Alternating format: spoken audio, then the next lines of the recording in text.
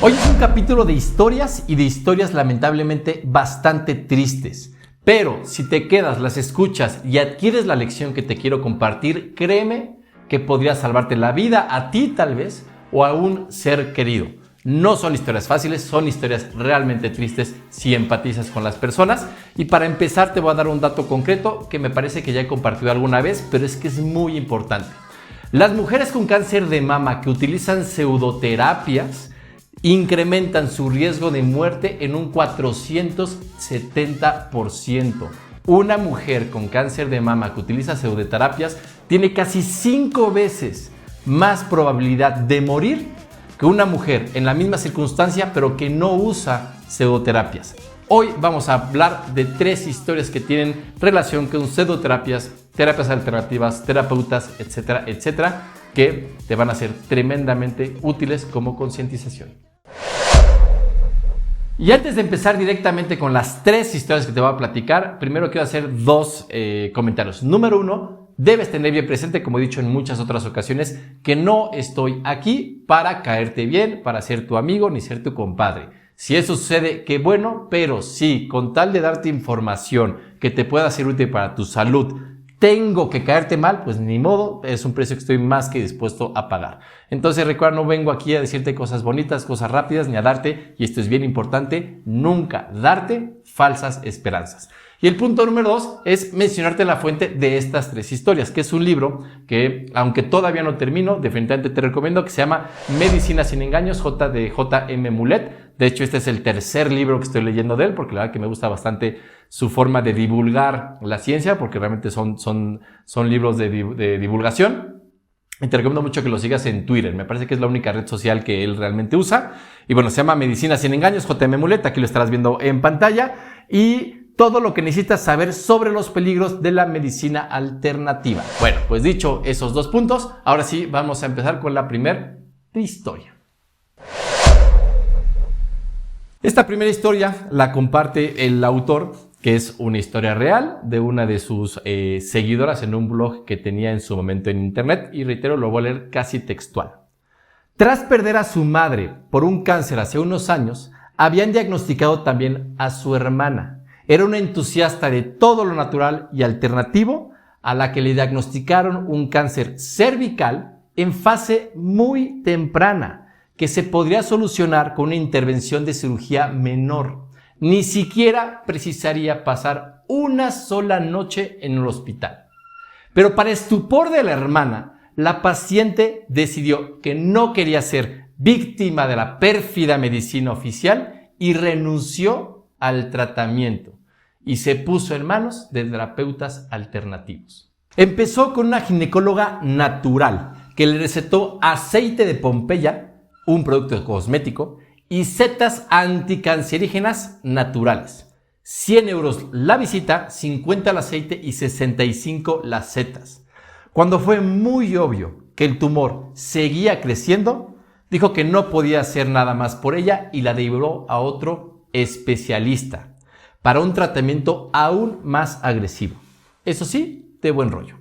El siguiente tratamiento consistió en ozonoterapia acompañada de cremas ultra caras, la tarifa idéntica, 100 euros la visita.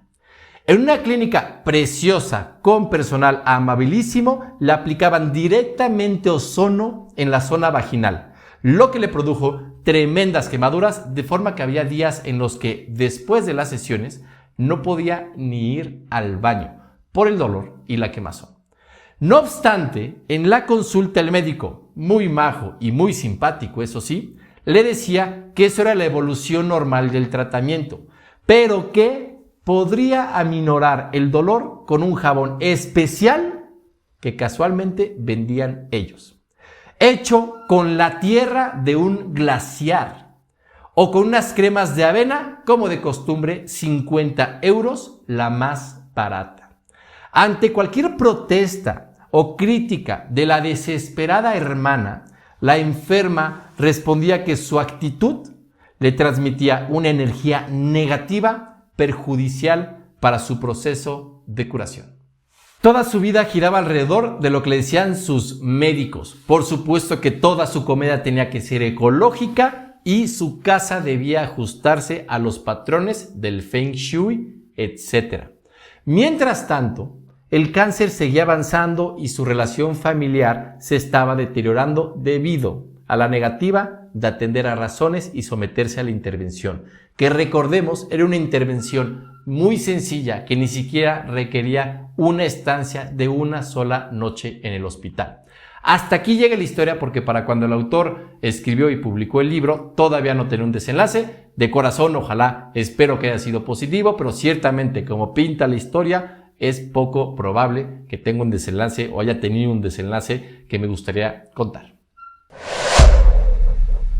Pues vamos con la segunda historia que, reitero, la voy a leer prácticamente textual del libro. Desde hace unos años, en el diario se publica una columna que llama Mi atención por encima del resto. Le escribe una paciente que sufre esclerosis lateral amiotrófica, enfermedad terrible y sin tratamiento conocido.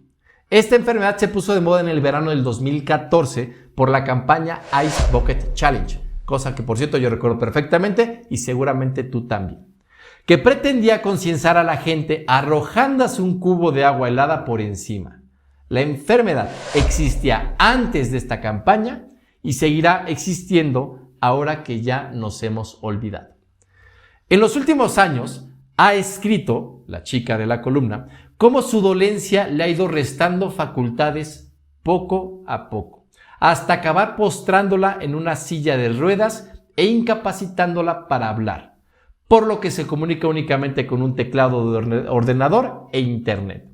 En su columna explica también su lucha contra el destino, aunque muchas veces por caminos equivocados.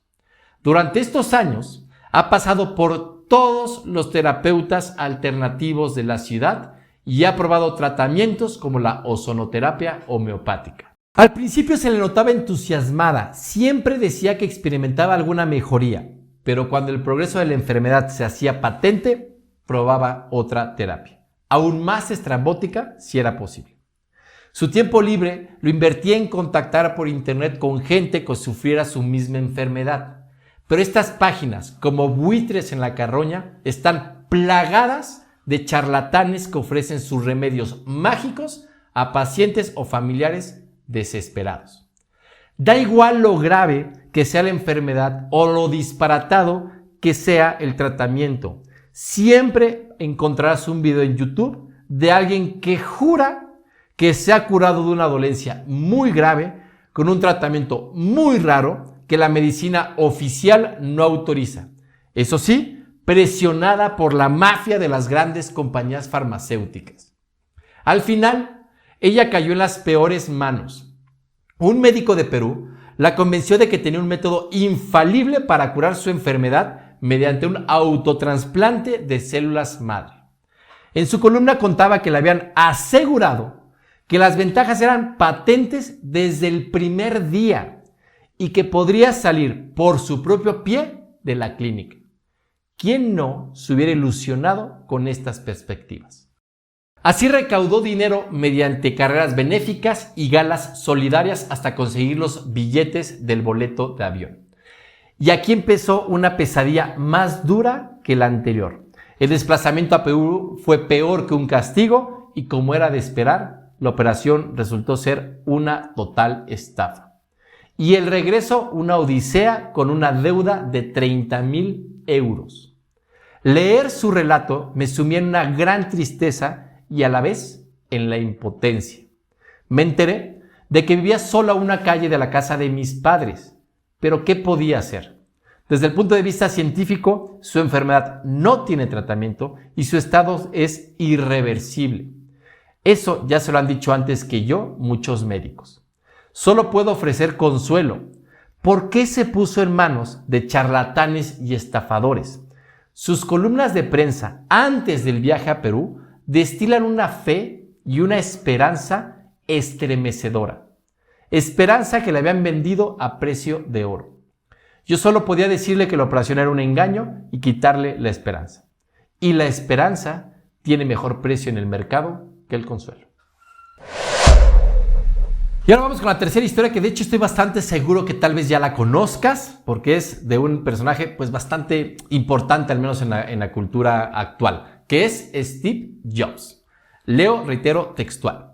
Por lo poco que he leído de Steve Jobs, no creo que fuera una persona con la cual me iría a tomar unas cervezas. Al parecer tenía un carácter peculiar. No obstante, tuvo acceso a una cultura y además hizo una fortuna más que considerable. Por eso su final no deja de ser desesperanzador. Le diagnosticaron un tumor maligno, pero operable, de forma similar a la hermana de mi lectora. Decidió renunciar a la medicina oficial y tratarse con zumos de frutas. El tumor fue creciendo y cuando quiso operarse, simplemente ya era demasiado tarde. Y para terminar, quiero dejar un punto bastante claro. No estoy defendiendo a capa y espada a las farmacéuticas, por supuesto que no. No estoy diciendo que la medicina oficial y actual es infalible o que no existen personas que realizan malas prácticas también en el área de salud de manera oficial. Lamentablemente tú te puedes encontrar a personas sin ética en todas partes, en todos los oficios. Desde el mecánico que te va a decir que casi le cambió el motor cuando solo apretó 2 tuercas, como el técnico en computación que le llevas tu computadora y te va a cambiar el disco duro por uno de peor capacidad y peor calidad, sin decírtelo por supuesto. Pero detrás de esas 2 personas, confío en que la enorme mayoría de los mecánicos se mueve de manera ética y adecuada, que la enorme mayoría de los técnicos en computación también realizan sus actividades de manera ética y adecuada. Y eso es lo que pasa en general en cualquier profesión. Entonces enfatizo, no estoy diciendo que las farmacéuticas son blancas palomas, ni que la medicina actual es infalible. Pero eso no quiere decir que los pseudoterapeutas son unos ángeles, ni que las terapias alternativas son seguras o eficaces. Y es muy importante dejar esto claro y te voy a dar algunos puntos para respaldar esto que estoy diciendo.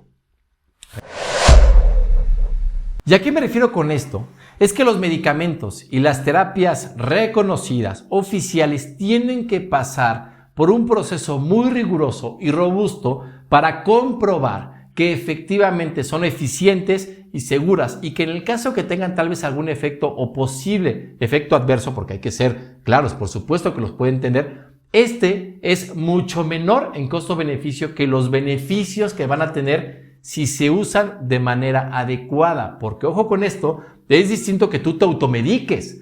Estamos hablando que personal médico preparado, capacitado para indicar tratamientos médicos, medicamentos, lo hagan de manera adecuada a que tú, por tus calzones, digas yo creo que me tengo que estar tomando paracetamol todos los días o creo que me voy a estar tomando esta medicina que le dieron a mi vecina porque creo que tengo los mismos síntomas. Ojo con la automedicación. Bueno, pues ya que se pasó todo ese proceso y se pone en práctica a nivel poblacional de manera justificada y adecuada los medicamentos o los tratamientos médicos, siguen en vigilancia. El personal de salud, si no lo sabías, está obligado a reportar a ciertas organizaciones de salud que por supuesto cambian de un país a otro. Por ejemplo, aquí en México será la COFEPRIS, si encuentran algún efecto adverso, algún tratamiento o algún medicamento. Tienen que reportar, hoy vi a tantas personas con tal enfermedad, se le está tratando de esta manera, pum, y se encontraron estos efectos adversos, si es que se encontraron,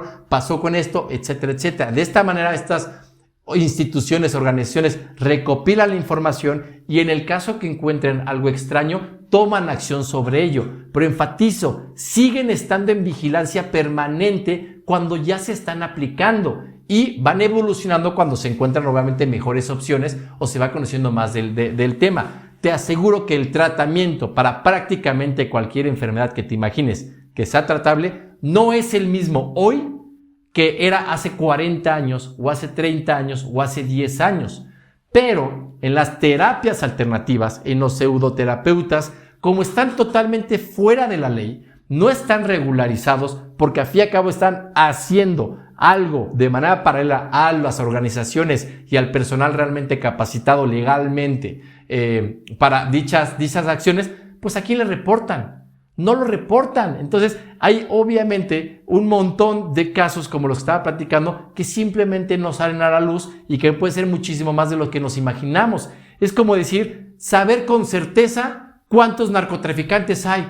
Pues obviamente que no, ellos no levantan la mano porque su intención es pasar desapercibidos, porque desde inicio están haciendo acciones fuera de la ley. Reitero, la medicina, los medicamentos son regulados, se mantienen siempre bajo vigilancia y cuando es necesario se sacan del mercado, se sacan de circulación, se mejoran, se ajustan y no la pseudoterapia que tiene 1500 años, supuestamente, aplicándose exactamente igual y que simplemente no se evalúa. Hay que tener hasta cierto punto al menos un poquito de sentido común para determinar, oye, como que esto que te digan que lleva 2000 años siendo exactamente igual, así, híjole, eso como que no da mucha confianza, ¿cierto?